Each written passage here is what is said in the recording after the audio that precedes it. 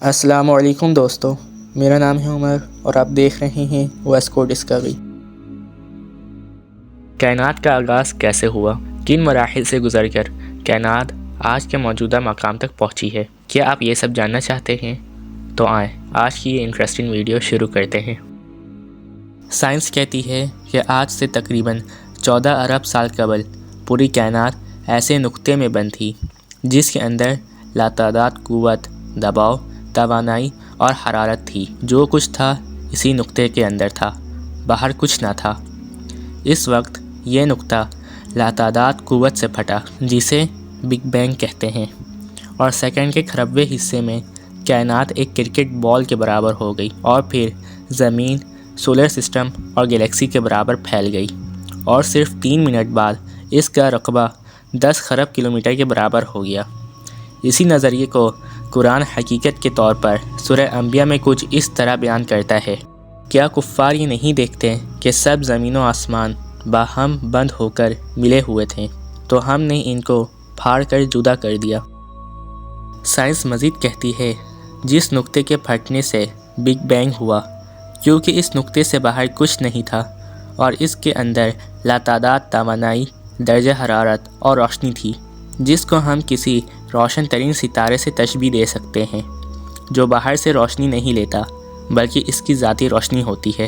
تو قرآن اس کو سورہ نور میں تمثیلاً کچھ اس طرح بیان کرتا ہے: اللہ آسمانوں اور زمین کا نور ہے، اور اس کے نور کی مثال ایسی ہے جیسے ایک طاق میں رکھا چراغ، اور چراغ ایک فانوس میں ہو، اور فانوس کا حال یہ ہو کہ جیسے موتی کی طرح چمکتا ستارہ۔ نور وہ چراغ زیتون کے ایک مبارک درخت کے تیل سے روشن ہو، جو نہ شرقی ہو اور نہ غربی، جس کا تیل آپ ہی آپ بھڑکا پڑتا ہو، چاہے بیرونی آگ اس کو نہ چھوئے، بس نور ہی نور۔ اور پھر آگے سائنس مزید کہتی ہے کہ بگ بینگ کے 4 لاکھ سال تک کائنات ایٹمی ذرات کے دھوئیں پر مشتمل تھی، اور ڈارک انرجی اس دھوئیں کو پھیلانے پر مشتمل تھی۔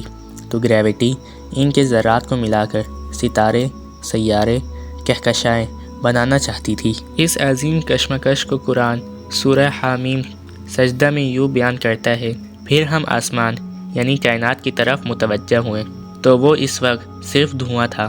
تب ہم نے اس کو اور زمین کو حکم دیا کہ تم دونوں وجود میں آ جاؤ، چاہے خوشی سے چاہے زبردستی۔ تو انہوں نے کہا کہ ہم بخوشی حکم بجا لا کر وجود میں آتے ہیں۔